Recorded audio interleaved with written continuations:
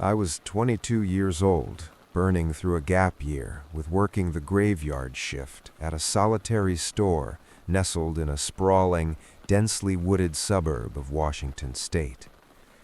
It was the kind of town where the sidewalks rolled up at 9 p.m. and the streetlights barely penetrated the canopy of ancient pine trees. By midnight, the roads were completely dead, abandoned to the raccoons and stray cats. By 3 a.m., the silence outside was so heavy it felt like a physical weight pressing against the glass storefront, threatening to shatter it inward. It was a Tuesday in late October. A thick, freezing fog had rolled in off the coast just past midnight, pressing heavily against the windows and completely swallowing the parking lot. It wasn't just mist, it was an opaque, suffocating wall. You couldn't see the gas pumps. You could barely see the concrete curb 10 feet from the door. It felt as though the rest of the world had simply ceased to exist, leaving the store floating, untethered, in a cloud of freezing white nothingness. I was behind the counter, mindlessly wiping down the greasy chrome of the hot dog rollers for the third time that night. The only sounds keeping me company were the mechanical, rhythmic thrum of the Slurpee machines, the rattling hum of the refrigeration units, and a low-volume classic rock station playing on the overhead speakers, periodically interrupted by a burst of static. At exactly 3:33 a.m., the electronic door chime echoed through the empty store, unnaturally loud against the quiet. Ding-dong! I looked up from my rag. A man had just walked in out of the fog. He was incredibly tall, easily 6'4", but his posture was unnervingly straight. He was wearing a long, damp beige trench coat that looked completely archaic, like a relic pulled from a mothballed closet. The fabric was heavy with moisture, and a faint smell of wet earth and ozone seemed to drift in with him. A wide-brimmed fedora was pulled low over his eyes, completely obscuring the top half of his face. The only skin I could see was his chin and jawline, and it was a sickly pale gray, completely devoid of any blood flow, texture, or living color. It looked like molded wax. "Evening," I called out, my voice sounding thin and automatic. He didn't respond. He didn't flinch. He didn't even turn his head toward my voice. He walked with a stiff, incredibly rigid gait, his knees barely bending, his arms hanging limp at his sides, directly toward aisle 4, the candy and snack aisle. I watched him on the overhead convex security mirror mounted in the corner. He stopped halfway down the aisle, standing perfectly still, his featureless face pointed toward a row of chocolate bars. He stood there for a full 2 minutes without moving a single muscle, no shifting of weight from one foot to the other, no reaching for an item, no subtle rise and fall of his chest to indicate breathing, just absolute statuesque stillness. A cold prickle of unease washed over the back of my neck, raising the hairs on my arms. I leaned over the counter, trying to peer around the end cap display to get a better look, but the angle of the shelving blocked his body. "Sir?" I called out, my voice cracking slightly in the massive, quiet store. "You need help finding anything?" Nothing. The classic rock station hissed out a guitar solo. I swallowed hard, wiped my suddenly sweaty palms on my apron, and stepped out from behind the safety of the register. I slowly walked toward the top of aisle 4. My sneakers squeaked violently on the freshly mopped linoleum, each step sounding like a siren. I turned the corner, bracing myself for a confrontation with a heavily intoxicated, drug-addled, or deeply disturbed person. I had my hands up, ready to de-escalate. The aisle was completely empty. I froze, blinking rapidly. I quickly pivoted and checked aisle 3. Empty. I jogged aisle 5. Empty. My pulse kicked into a frantic rhythm as I ran to the back of the store, slapping my hands against the restroom doors. Both were locked from the outside. The only other exit in the entire building was the heavy metal door to the walk-in cooler, and to get there, you had to pass directly behind the front register. I would have seen him. He had simply vanished into thin air. I hurried back to the register, my heart hammering furiously against my ribs. I looked up at the digital clock mounted on the wall, desperate for a grounding mechanism. It still read 3:33 a.m. Before my brain could even begin to process the impossible time frame, I had easily spent 5 minutes searching the store. The door chimed again. Ding dong. I snapped my head toward the entrance. Walking through the sliding glass doors was the exact same man. The same archaic damp trench coat, the same fedora pulled low, the same pale, waxen, gray jawline. He didn't look at me. He walked with that exact same stiff, unbending, rigid gait directly toward aisle 4. My breath caught in my throat, choking me. I was experiencing a severe, visceral wave of déjà vu, but it felt incredibly sinister, like a profound error in reality. It wasn't just similar. It was a flawless frame-by-frame replica of what had just happened. I snapped my eyes to the convex mirror. He stopped in the exact same spot, halfway down the aisle, his face angled toward the chocolate bars. "Hey!" I yelled, abandoning customer service entirely, my voice shrill with raw panic. "How did you get back outside?" He didn't move. I grabbed the heavy metal Maglite flashlight I kept stashed beneath the register for emergencies. I gripped it so hard my knuckles turned white and power walked down the center aisle, my boots thudding against the floor. I wasn't going to let him disappear this time. I turned the corner into aisle 4, thumbing the flashlight on, and threw the heavy, blinding beam of light directly at where he was standing. Empty. The light illuminated nothing but rows of brightly colored wrappers. There was no sound of retreating footsteps, no chime of the front door opening. He was just gone. A wave of pure, unadulterated terror, the kind that turns your blood to ice water and makes your vision tunnel, washed over me. I dropped the flashlight. It clattered loudly on the floor, rolling under a shelf. I raced back to the register, intending to lock the front doors, drop the metal security grate, and call the police. I didn't care if I got fired. I slammed my hands onto the counter, gasping for air, and looked up at the clock. 3:33 a.m. Ding dong. The doors slid open. The fog swirled into the entryway. He walked in again. But this time, something was horrifyingly, deeply wrong. His movements were no longer stiff and rigid. They were impossibly fast, jerky, and violently disjointed, like a corrupted digital video being played in fast forward with missing frames. He wasn't walking.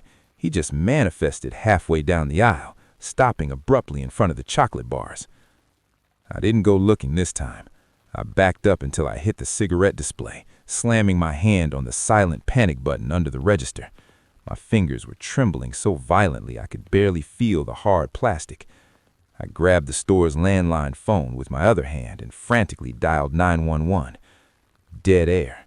It wasn't even the comforting hum of a dial tone, just a faint, high-pitched, oscillating static hum that made my teeth ache. Slowly, against my own survival instincts, I looked up at the convex mirror. The man wasn't looking at the chocolate bars anymore.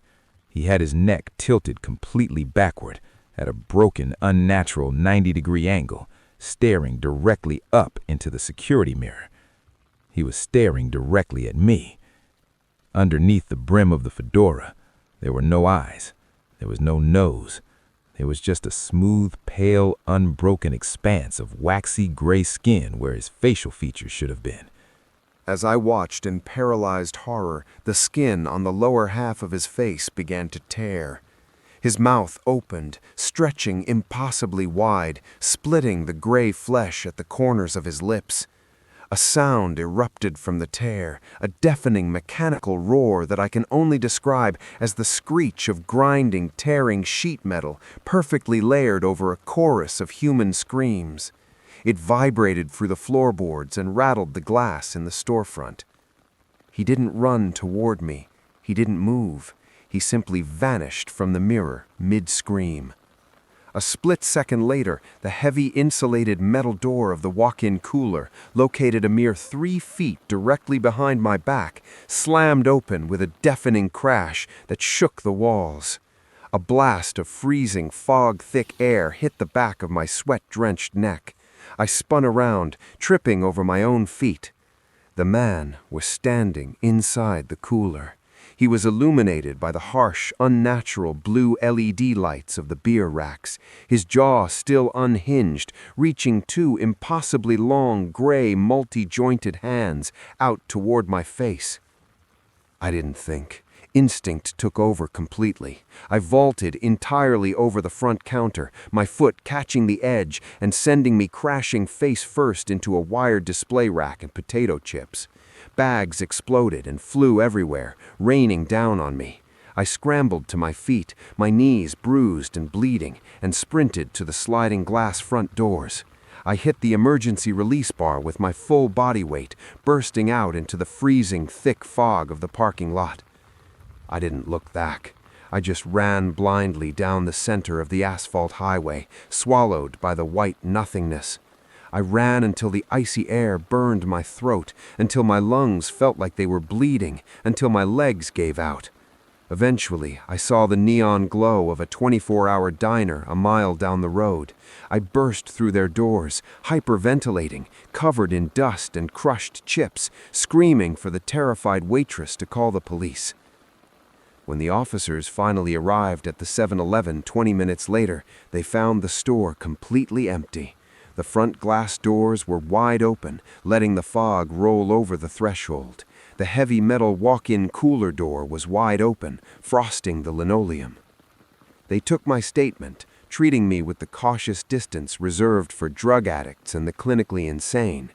But it was the security camera footage the manager pulled the next morning that truly chilled me to my core. The cameras didn't capture a glitching man. They didn't capture a trench coat or a fedora or a terrifying faceless entity. The grainy black and white footage showed only me. It showed me standing perfectly still behind the register at exactly 3:33 a.m. I wasn't working. I was staring blankly at the empty space of aisle 4, and I stood there, unmoving, not even blinking, for 20 full minutes. Then, on the tape, my jaw suddenly unhinged in a silent scream.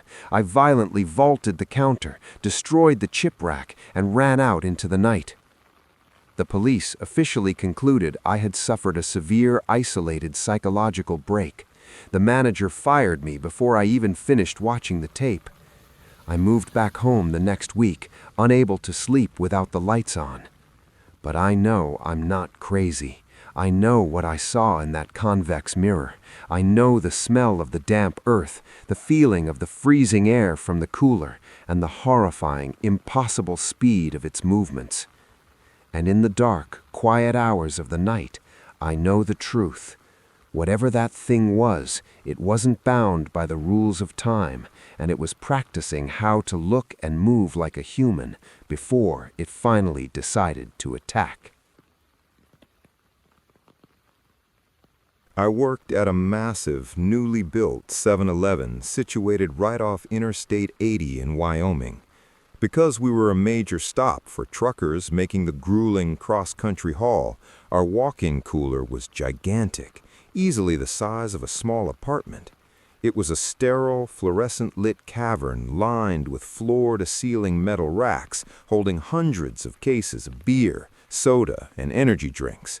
It was mid-January, right in the middle of a brutal, historic blizzard that had completely shut down the eastbound lanes of the highway. The state patrol had closed the roads, turning I-80 into a graveyard of snowed-in vehicles.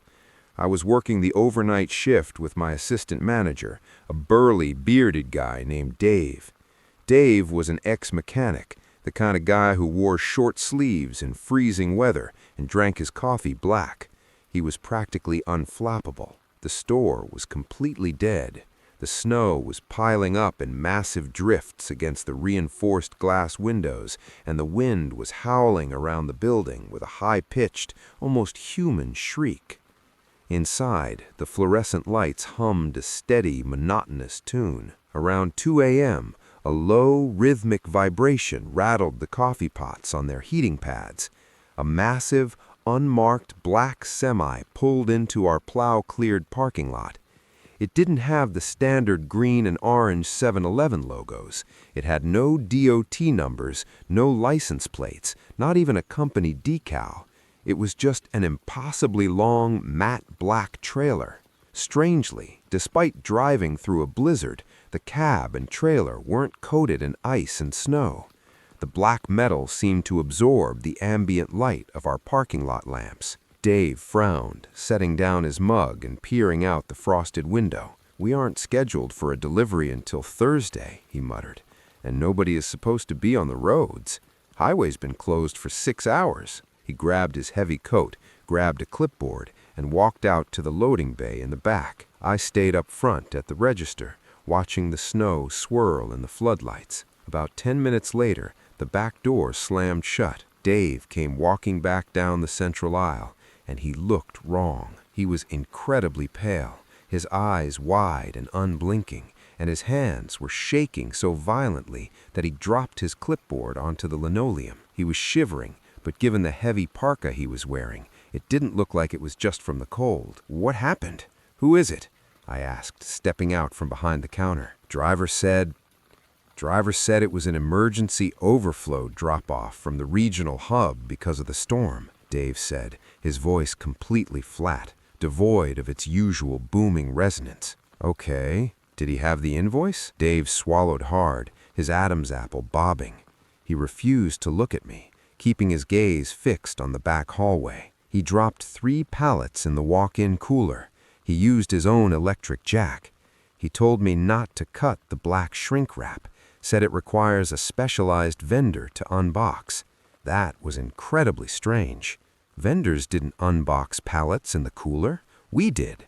That was half my job. "All right," I said, trying to inject some normalcy into the weirdly tense air. Dave grabbed my forearm. His grip was shockingly tight, his fingers like ice through my flannel shirt. "Be careful," he whispered. It was a deeply unsettling thing to say. I pulled my arm away, grabbed my thermal jacket from the break room peg, put on a thick pair of insulated gloves, and walked to the back of the store. I pulled the heavy silver handle of the walk-in cooler, stepped over the metal threshold, and let the heavy door slam shut behind me. The magnetic seal engaged with a heavy thud. The temperature drop hit me instantly, a biting 34 degrees. The massive condenser fans roared above me, a deafening mechanical drone. I grabbed a milk crate and walked down the narrow central aisle between the metal racks, moving past endless rows of brightly colored aluminum cans. Sitting at the very back of the cooler,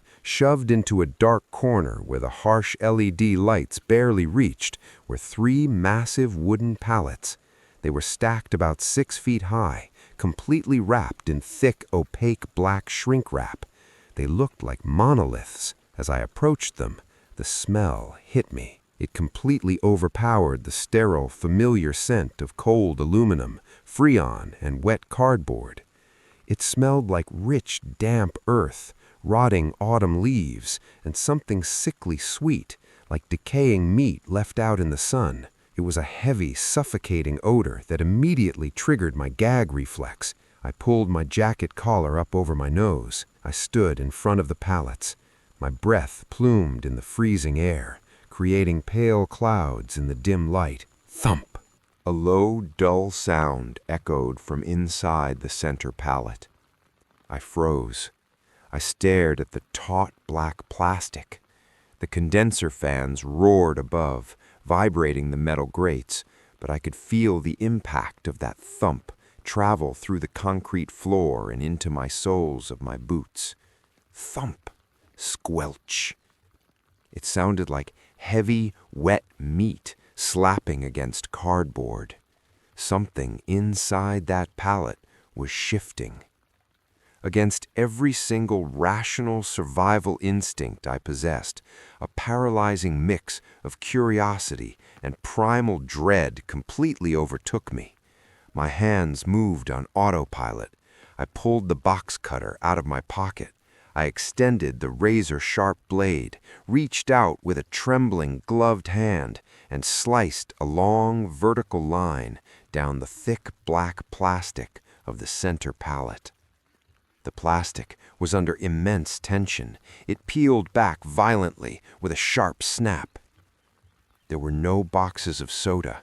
There were no energy drinks. There were no commercial products of any kind. Stacked haphazardly on the splintered wood were dozens of heavy, thick canvas bags. They were bound with thick twine and looked exactly like oversized, archaic body bags. They were covered in thick, dark, wet soil. The dirt was spilling out of the tear in the plastic, raining down and piling on to the clean concrete floor of the cooler. The metallic scent of blood mixed with the suffocating smell of the graveyard dirt. But that wasn't the terrifying part. The bags were pulsating. They were slowly expanding and contracting, shifting against each other like massive, grotesque lungs, taking deep, ragged breaths. I stumbled backward in sheer horror, my boots slipping on the wet soil, dropping my box cutter. It clattered loudly against the floor. Suddenly, the roaring condenser fans above me, fans that ran 24/7 without fail, abruptly ground to a halt. The sudden silence was more deafening than the noise had been. The harsh blue LED lights in the cooler violently flickered, buzzed aggressively, dimmed to a sickly yellow, and completely died. I was plunged into absolute pitch-black darkness. The only light in the cavernous room was a faint, hazy, distorted glow coming from the glass display doors on the far side of the cooler, looking out into the brightly lit store. I stood paralyzed in the dark. The silence was absolute. I could hear my own heart hammering against my ribs, blood rushing in my ears. Then, from the darkness just feet in front of me, I heard the sound of heavy canvas tearing open. Reap! It was followed by a wet, sickening, heavy sound, like 100 pounds of raw steak hitting the concrete floor. Slap, drag, squelch.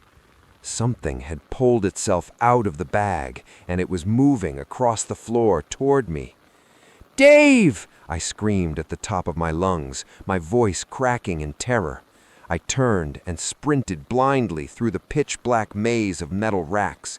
I crashed into boxes, my shoulders slamming into the unyielding metal shelving, knocking heavy cases of soda and glass bottles of Snapple to the floor. Glass shattered, liquid sprayed across my legs. I didn't care. I scrambled over the debris, driven by pure adrenaline. I could hear it right behind me. It wasn't walking. It was dragging itself, its wet, heavy bulk leaving a trail of freezing, viscous slime on the floor. The sound was agonizingly fast. Slap, drag, slap, drag. The smell of rotting earth was completely suffocating, filling my lungs with every panicked breath. I reached the heavy metal exit door at the front of the cooler. I grabbed the internal safety latch and slammed my entire body weight against it. It didn't budge.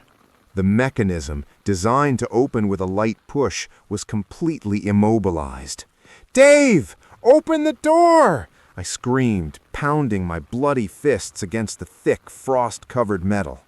I looked through the small, rectangular, frosted window into the brightly lit back hallway. I saw Dave standing there. He was just standing there, under the fluorescent lights, looking at me through the glass. His face was completely blank. His eyes were wide, but they looked hollow, like the lights inside him had been switched off. He slowly raised his hand, reached out, and engaged the heavy exterior padlock latch, locking me inside. He was under its control. Or, God help me, maybe he had known all along. I spun around, my back pressed flat against the freezing metal door. The entity was coming down the central aisle, moving through the spilled soda and shattered glass. It passed the faint ambient light of the glass display doors. For a split second, I saw its silhouette illuminated against the neon beer signs. It was massive, hulking, and completely devoid of human symmetry. It looked like a towering mound of writhing, pale, bloated limbs, all grafted together with thick black soil and pulsing vein-like roots. It had no face, just a shifting mass of wet earth and grasping appendages. I didn't hesitate. I abandoned the metal door and ran to the glass display doors that looked out into the main store. I scanned the racks frantically. I grabbed a heavy, thick glass six-pack of imported stout beer, hoisted it over my head, and hurled it with every ounce of panicked strength I possessed directly into the center pane of the nearest display door. Double-paned, tempered commercial glass is incredibly hard to break, but the sheer force of the impact, combined with the freezing temperature, compromised it. The heavy glass spider-webbed, then shattered inward into thousands of razor-sharp, glittering pieces, exploding out into the main store aisle. I didn't wait to clear the frame.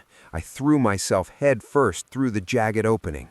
Sharp shards of glass tore through my heavy thermal jacket, slicing deep into my forearms and tearing at my jeans. I scrambled to my feet, bleeding from a dozen cuts, slipping in my own blood and spilled beer, and bolted for the front doors. The store was totally silent. The coffee was still steaming on the burners. The hot dogs were still rolling on the grill. But Dave was nowhere to be found. I hit the automatic sliding doors, bursting out into the freezing, howling blizzard. The wind instantly bit into my lacerated arms, but I didn't feel the cold. I jumped into my beat-up Honda, fumbled with my keys with shaking, bloody hands, and peeled out of the parking lot. I drove directly into the whiteout conditions of the highway, practically flying blindly down the service road until I reached the state trooper barracks 10 miles down the interstate. When a heavily armed tactical unit breached the 7-Eleven 2 hours later, they found the store completely abandoned. The walk-in cooler door was still padlocked from the outside. When they cut it open, the cooler was empty. The Black Pallets were completely gone. The only evidence left behind of what had happened was my blood on the linoleum, the shattered glass door, and a massive, inexplicably warm pile of dark, rotting soil smeared across the concrete floor of the cooler. Dave's car was still in the parking lot, buried under a fresh foot of snow, but he was never seen again. The police questioned me for days, eventually writing it off as a bizarre robbery and kidnapping, listing Dave as a missing person. I quit my job, packed my apartment, and moved back to the East Coast a week later. I never drove long haul again. I work in a small, warm office now, but the trauma never really left. To this day, years later, whenever I open a refrigerator door at home and feel that sudden blast of cold air hit my face, my heart stops.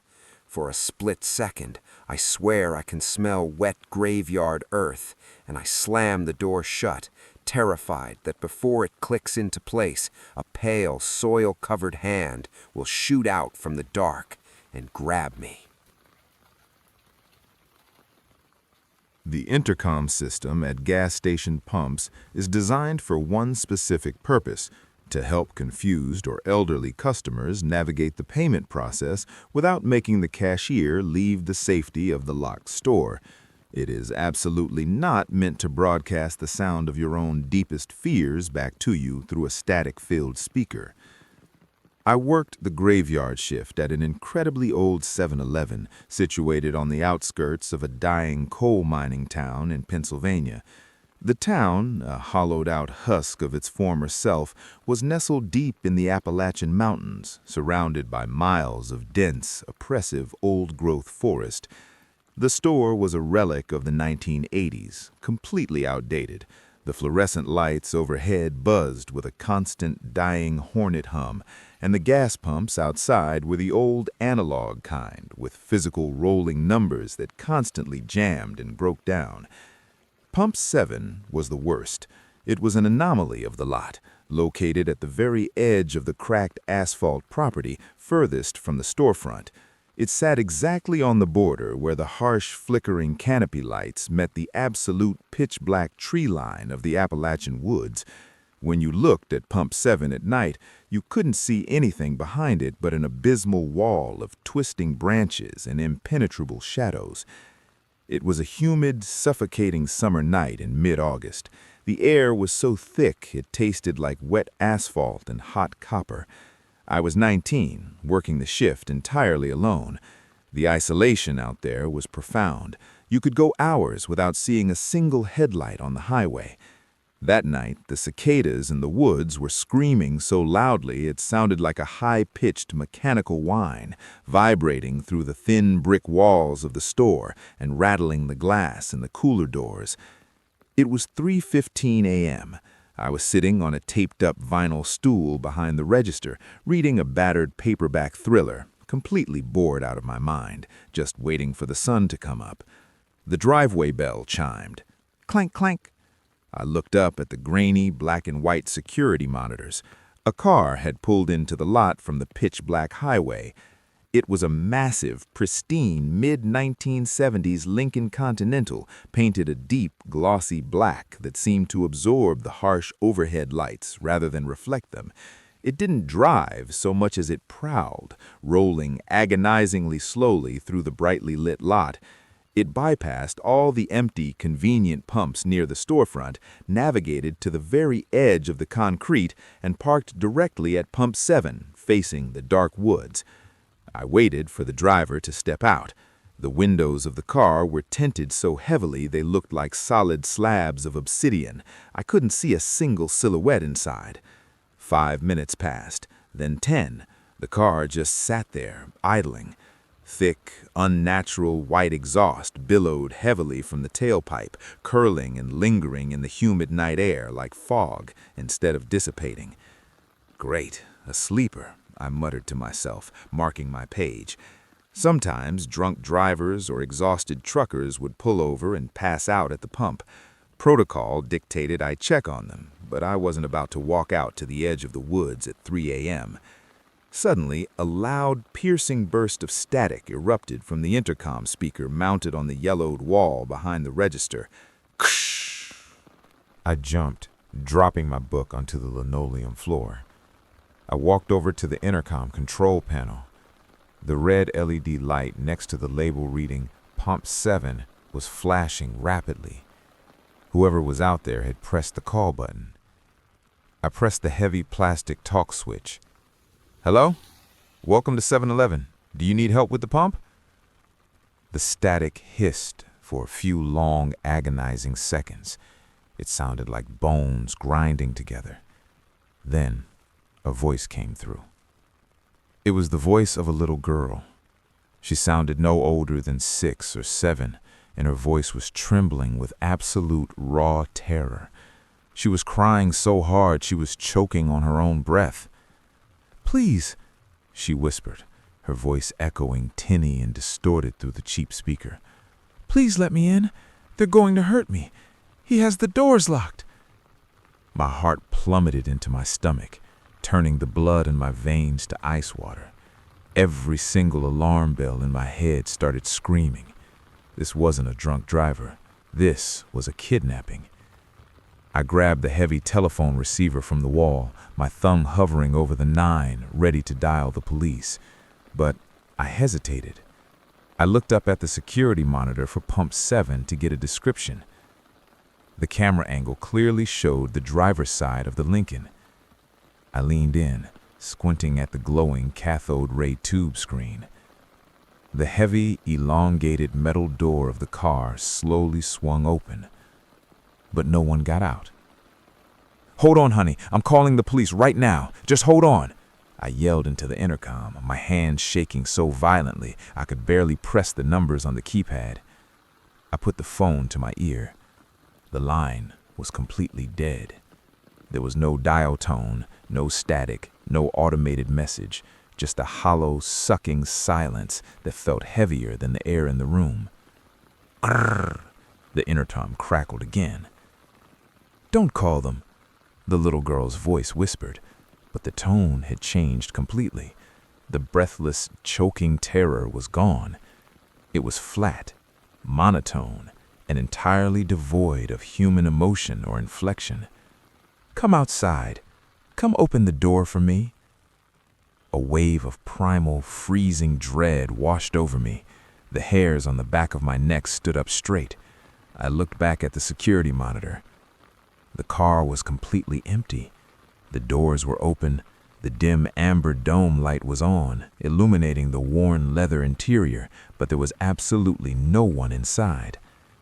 Swallowing hard, I looked out the large plate glass windows of the storefront, squinting past the harsh glare of the interior lights, out into the muggy night toward Pump 7.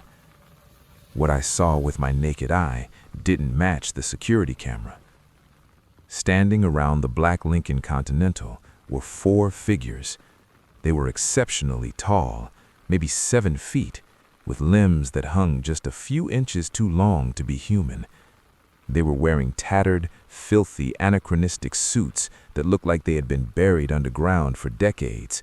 The fabric was caked in dried, yellowed clay.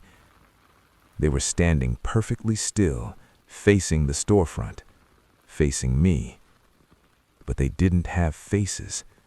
Where their eyes, noses, and mouths should be, the skin was completely smooth, pale, and featureless, stretched tight over their skulls like wet parchment. My breath caught in my throat. I backed away from the counter, instinctively pulling my heavy metal maglite from my belt, my knuckles turning white around the grip. Grrr! The intercom crackled again. It wasn't the little girl this time. It was my voice. "You're entirely alone," my own voice said calmly through the speaker, sounding perfectly clear, lacking any of the tinny distortion from before. "No one is coming down this mountain to help you. The glass won't stop us. Come outside." The 4 faceless figures at Pump 7 began to walk toward the store.